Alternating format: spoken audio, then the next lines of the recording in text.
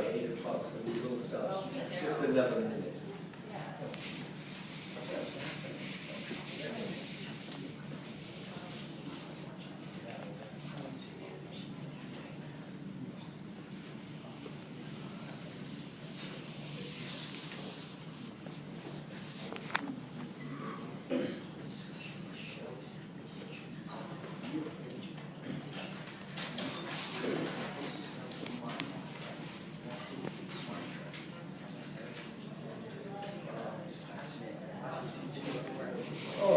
I think we should start at 7:05. So let me welcome you here this evening. Thank you all for coming to Cutting Through Nutrition Confusion, Part 2. I hope you all read the fine print. The fine print says, practical application. And you will be doing a little work tonight. This is not me just doing the talk. In fact, I think with the work and the talk, we should be through in 35, 40 minutes. And my son Ivor is putting out a little food and beverage, and I hope healthy food, may I add. And I hope you can join us at that time. I think I should do a little recap. I wasn't going to, but a little recap of Cutting Through Nutrition Confusion, Part 1, because there are several people here who weren't at that talk. And what we did is we went through 3 studies and talked about work that Dean Ornish and others like Joe Furman have done. And without, I hate to boil it down so finely, but it came down to a lot of vegetables and fruits, and I put it in that order.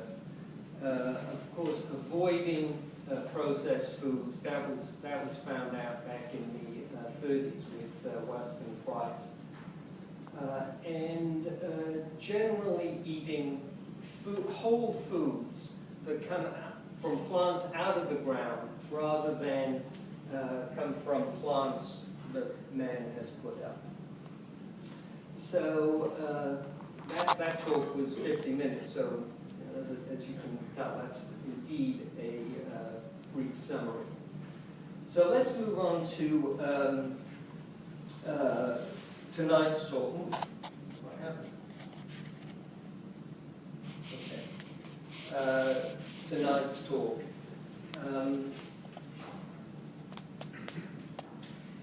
Why are you here? You're here because we have a health problem. You're here to learn more about healthy living, to have lower stress levels, make healthy food choices, and generally feel better about your life. But we're in a bad mood epidemic. The state of health in this country is actually deteriorating. You can see that between 1988 and 2008, the use of antidepressants has gone up 400%. And obesity trends have continued to accelerate. That's 1990 in the top left-hand corner to 2010. There wasn't a brown state in 1990, and you can see what's happened by 2010. So why is it? Well, of course, there are lots of reasons. These are just a few. Packaged foods and junk foods are convenient and cheap. The FDA has a twofold mandate. One mandate is to look after the American consumer. The second mandate is to promote American agribusiness. And while I've dwelt on food up to now, it's more than food. there are non-food related reasons, and a lot of them are evolutionary in nature. 10,000 years ago, you didn't feel like running around a track or going to the gym after you'd spent your day foraging for food. So, so the idea of exercise is anathema to us, I think, as individuals. And we like to park our cars as closely as we possibly can to the entrance to the supermarket. Unlike my son Ivor, who makes sure that we park as far as possible from the entrance so that we can have a good walk over. Anyway, it's clearly difficult for us, and the question is, what are we going to do about it? Dr.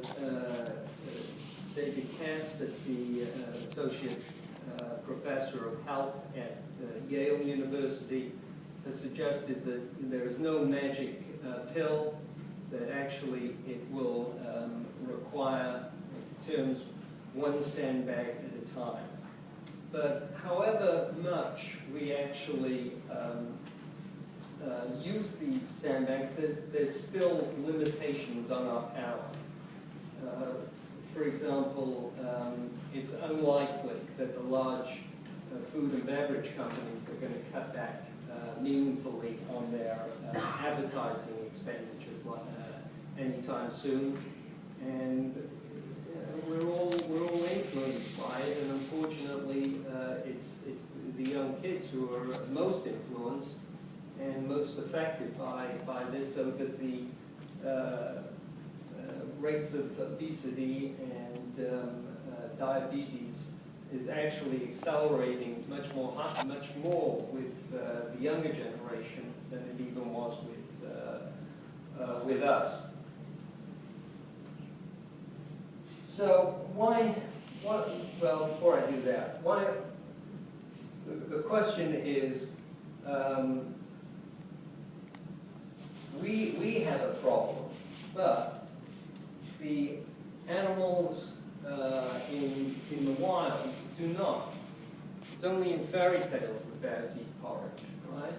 It's only in zoos that gorillas become obese. You know, out on the savannah, the gazelles and the wildebeest and the antelope graze on the grass, and the lions and the cheetahs and the hyenas feed on them. They all know what they should be doing. Right? You're not going to see the lions grazing in the grass, and you're not going to see an antelope chasing a hyena.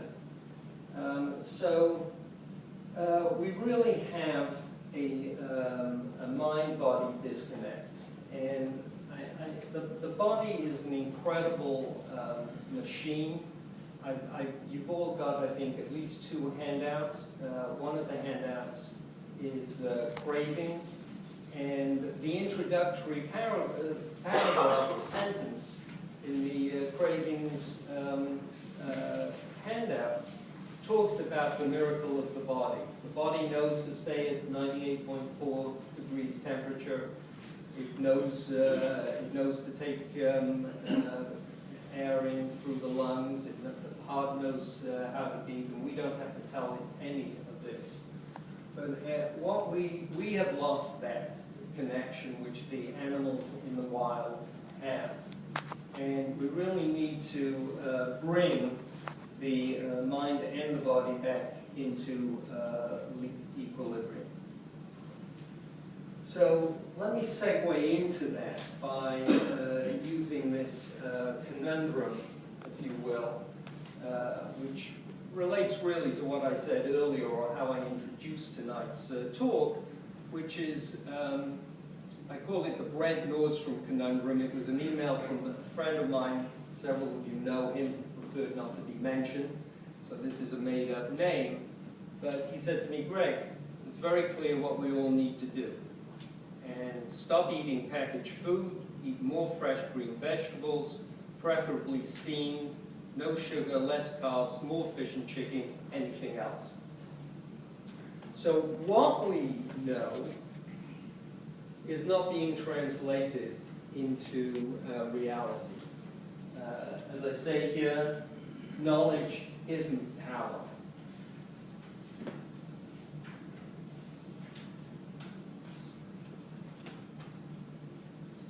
So what to do should really be why we're doing it.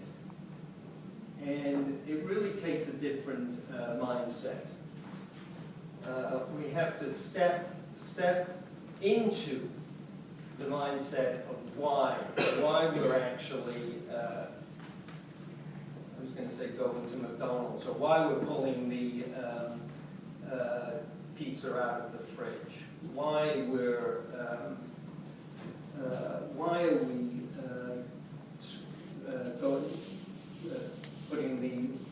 going to the ice cream store and eating a pint of Haagen-Dazs?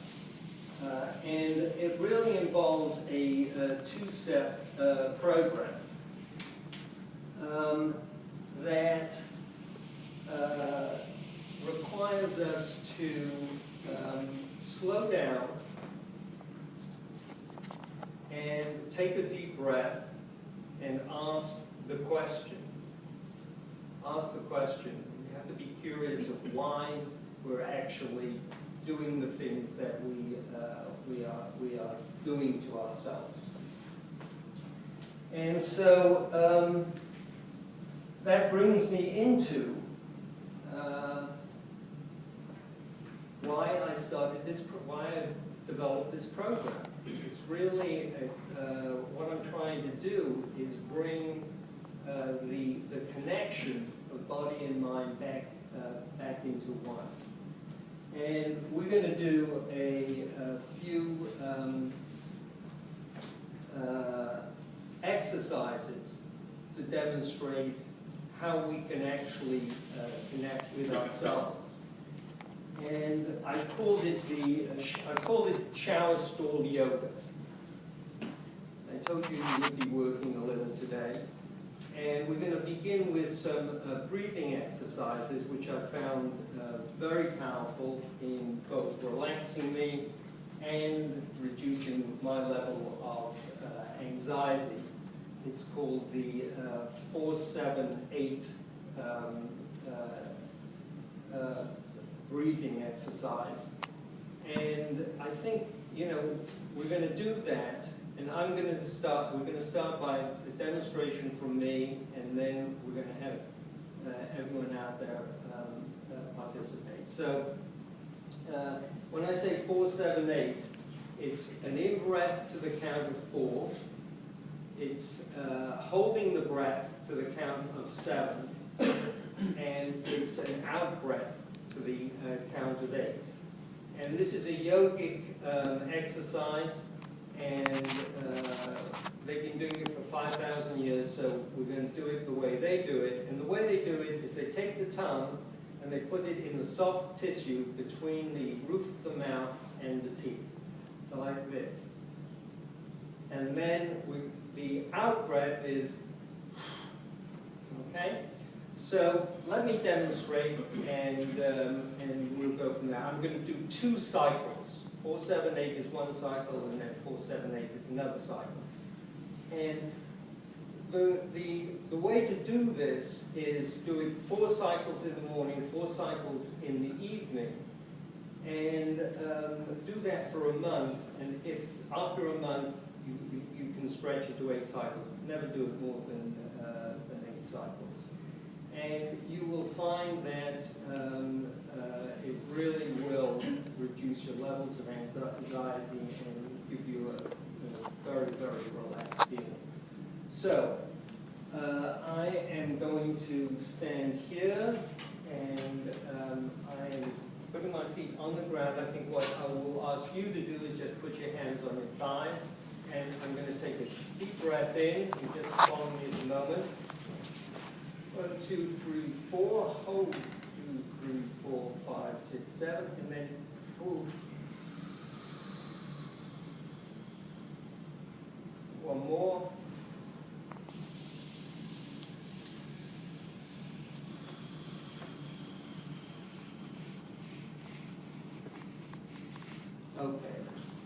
So that's it very simply, and I want you to do it 4 cycles. I'll lead you into it, so you keep hands on your thighs.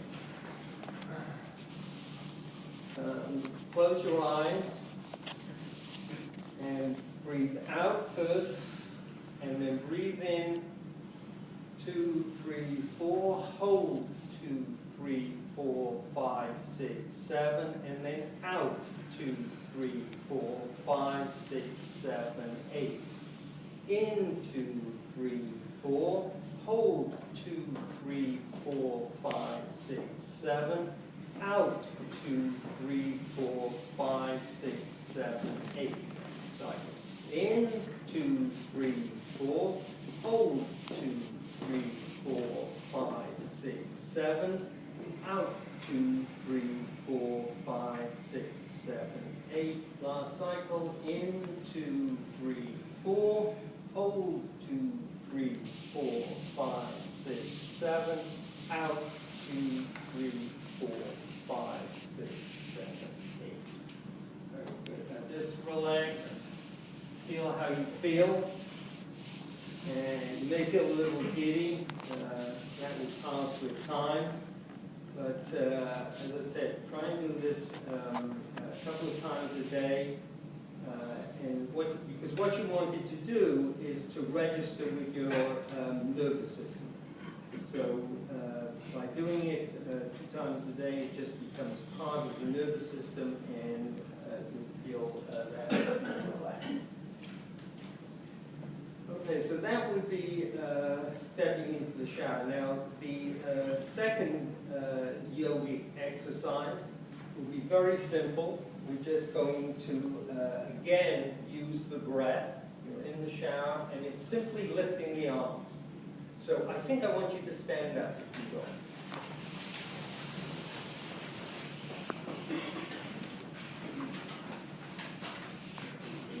And I will, there's really nothing to demonstrate because it's very simply this and down. So it's up, breathe in, and out. Breathe in, and out. Breathe in, and out. Breathe in, and out. Breathe in, and out. And now 6 ones with a little more force. So breathe in.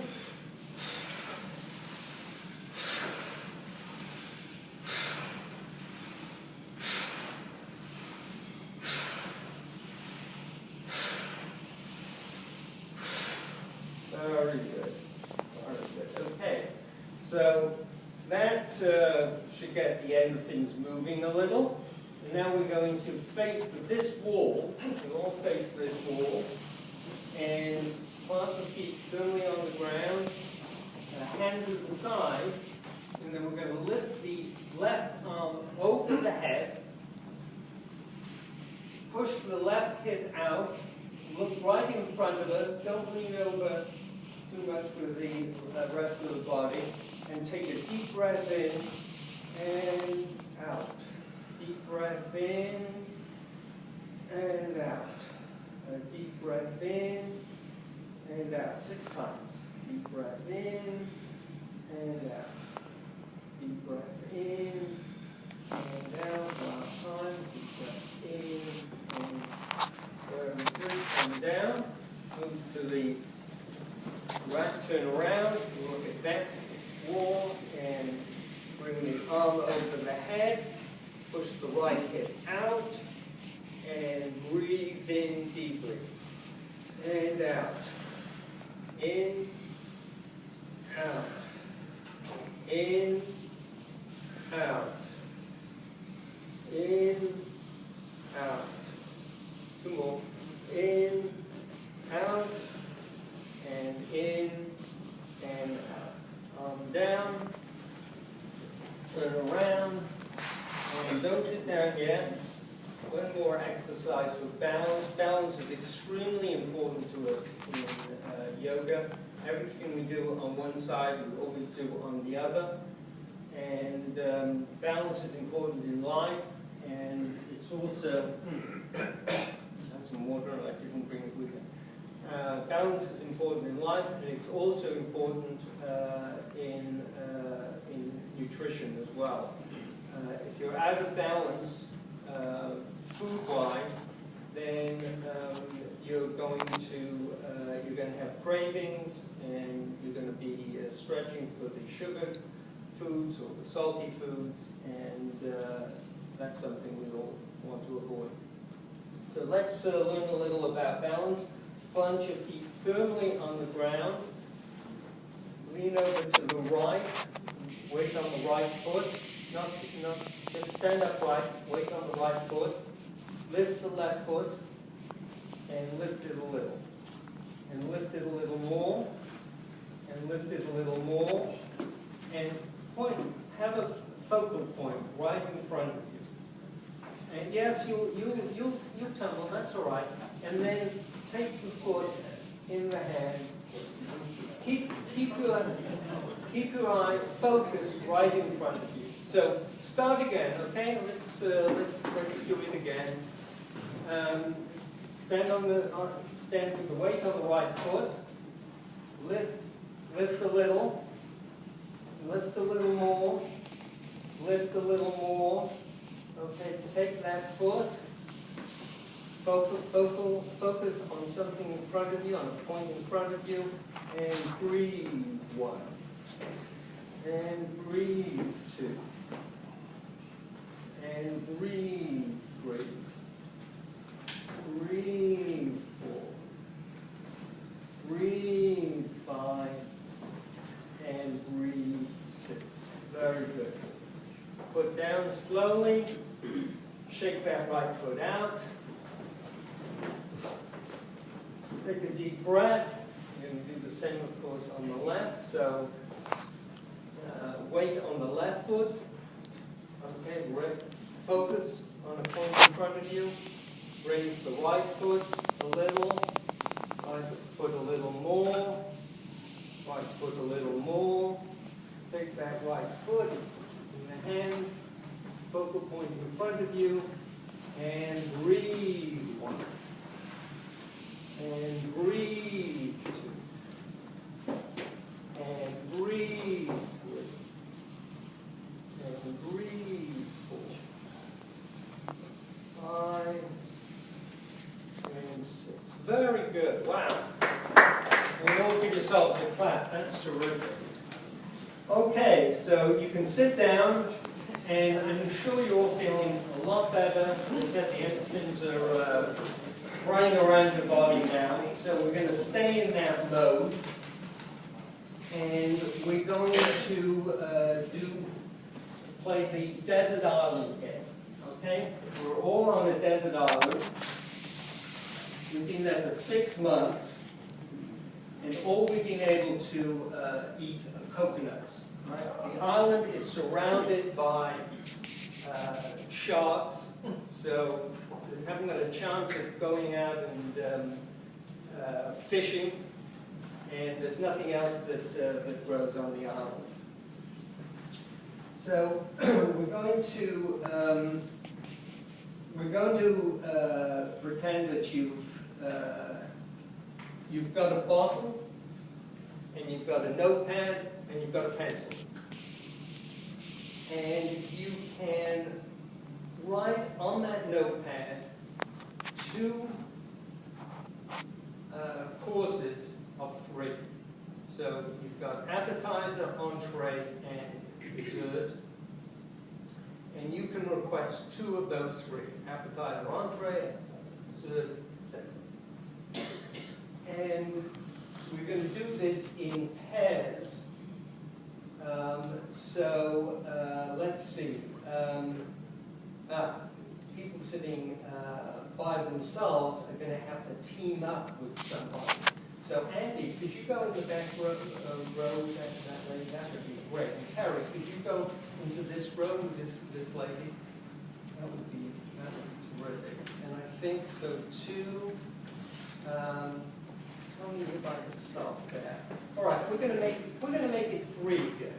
So Patsy involved, Tony will be 3. And and you're going to have a couple of minutes to talk to your partner and come up with the two foods that you would like a plane to fly in to this desert island with. And just to give you a little help, this is what a coconut. I did this because yesterday when I was doing a trial run with Ivor, first thing that came out of his mouth was brownies. Those of you who know Ivor won't be surprised. And that's exactly what I'm trying to get away with, that first reaction, right? That's why I want you to take 2 minutes and talk to your partner about what food it is or what two foods it is that you would like to bring in. This is what a coconut contains. You can see it contains 5 grams of sugar. So you might, when you think of the taste of a coconut, you might be quite satisfied with your sugar fix at this time.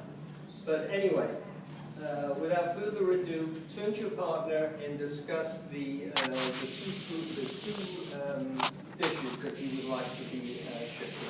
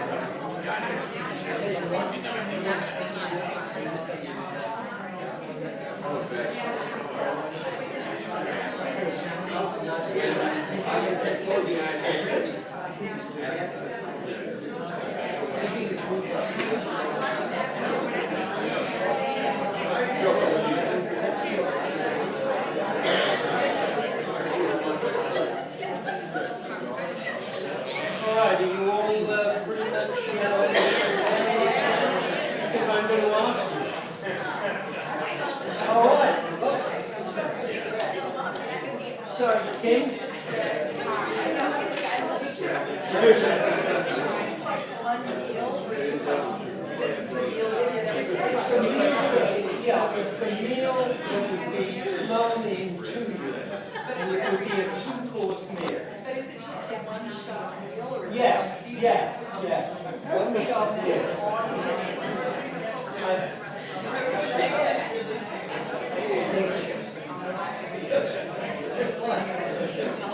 Okay, let's see what we come up with. I'm going to ask a question now.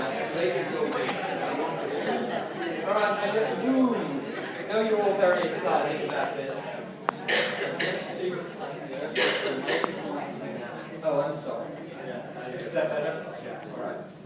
That's kind of reverberant. So I'm going to ask Victoria the question, which is, what food did you come up with? What courses did you come up with? And secondly, I want to know whether they were the same courses that you were thinking of at the very outset when I posed the question. Was there a change over time? So first of all, Victoria, I'm going to make it very specific. What did you come up with? What two courses did you come up with? Salad. A salad. A salad with walnuts. Salad with walnuts. A very simple vinaigrette. Very simple vinaigrette, right? For our main course, sole. So all right, lemon salad. All right, now the second question is, Victoria, at the outset, what would you have chosen? Was it the same? It could have been the very same at the beginning. Did it change? I would choose a cocktail, actually. Okay. So, shrimp cocktail. All right. Let's try one more. Stu? Well, that has a lot of what you need. So the first thing I'd want is some rum, because Love it. I got to that at the end. My first thought was, well, maybe you could use some more protein, since that's got 3 grams of protein. So I guess that could be the fish. And then for some reason I was thinking about salad, lettuce, whatever. In other words, you don't need anything with more fat, right? So fish and salad again. All right, so we've had 2 fishes in salad. Don't forget the rum, though. And we'll do one more. Kim, do you want to take it? Yes. A salad, probably arugula, although I had to think that over. With a nice and steak. Very And steak. perfectly cooked, very medium rare, shell steak sliced very thin. Slice very thin. Okay. So From Peter Luger's. From Peter Luger's. Yeah. With extra butter. Maybe a little Bernaise sauce with that, actually. But maybe not. So interesting. I mean, we've got everyone saying salad, and of course, you know, there are no there's nothing green about it, coconut, and we've got everyone saying a kind of protein dishes and steak dish. So steak or fish dish. So I will try and get to what the lesson is, which is, you know, there's no need to look at a menu. When you go into a restaurant, you can ask yourself, what do I want to eat? And going through this procedure for a couple of minutes, the body will actually help the mind make up its decision, or help the mind make the decision for the body-mind entity. So we really just need to enable the body-mind to do its job. That's really the lesson that we're coming up with. And, you know, then we're back to where we were at the beginning, before all these dietary problems hit us, and chronic diseases. We're eating along with nature and along with the way that we're supposed to eat. And so I put together a program which is interactive. It has the goal of addressing your health needs and focusing on some realistic steps to take. I mean, we've really had just 3 steps today: exercise, the food, and the breathing. And I'll probably keep it to that. With some important subjects like improving mood, making healthy food choices, lowering stress levels. And in session 5, we're going to do, this would be worth signing up for, the cleanse. I'm right in the middle of this Colorado cleanse myself right now. It's fantastic. There's a pre-cleanse period of 3 or 4 days. It's not a starvation diet by any means. It's not a juice diet. I have 3 meals a day, rice and beans. And all I can tell you is that it started on Saturday, and I was feeling pretty weak on Saturday afternoon, and weaker still on Sunday at around 9. I just couldn't, I wanted to do some yoga poses, I just couldn't do anything. And by 11 o'clock, the plans had kicked in, so that I actually suddenly had a burst of energy which has not left me. I was doing a full yoga session, and I'm just amazed at what this has done for me. So I was going to make it. I had optional Colorado plans, but it's something that everyone will, I can't make you do it, but everyone will certainly, I think, want to do it if they're on the program. And then section 6 is to nurture oneself and possess more energy. So the logistics are simple. It's going to be 5 successive weeks, starting 2 weeks from today. 7 p.m. at the Dutch Reformed Church. Price, I think, is ridiculously low. It's $325 a person, only $225 each when 2 of you sign up, 60% off. And what you have to do is simply email me for a health questionnaire to fill out before the program begins. So that's my program, and I don't want to leave. This is the final slide. This is my doing a headstand on in the first session. As you can see, I threw this jacket on the floor and up I went. I'm holding a headstand for Health Day because I think we really need to get the word out. On May 26th, it's a Sunday, the Memorial Day weekend, I'm going to offer lessons beginning May 7th, which is also, is that a Sunday as well? 21? No, it couldn't be. So it would be May 5th, right? Also 4:30 at the school field. And I'm probably going to do it in conjunction with Chelsea Piers. So if any of you are in New York that day, no excuse. You can go on to Chelsea Piers and do the headstand. I was going to have someone here demonstrate a headstand. Does anyone know how to do a headstand? Kathy, you haven't done a headstand. All right, but anyway, I said in my first letter that I wasn't going to do it again, but since I haven't got anyone to do it, I'm just going to do it again to show you really that it is quite simple, and I'll be a little more explanatory this time than I was last.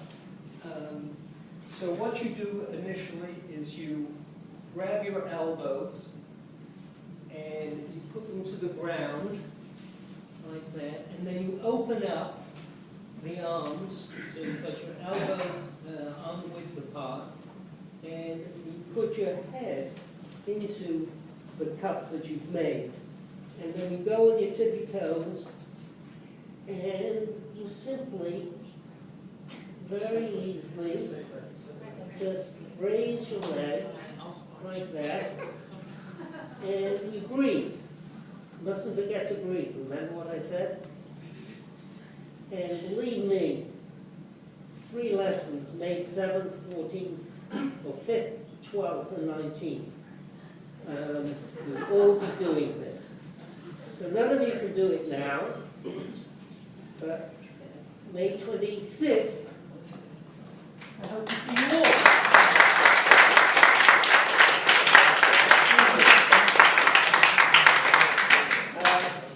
So now why don't we adjourn to the foyer and have the wonderful, healthy food and drink that my son bought us.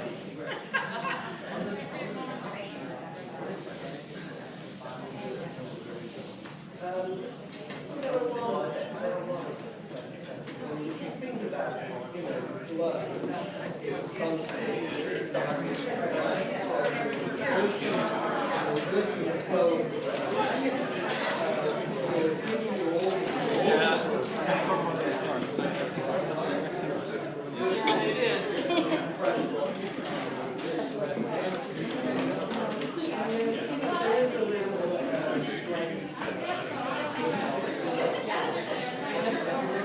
Well, that's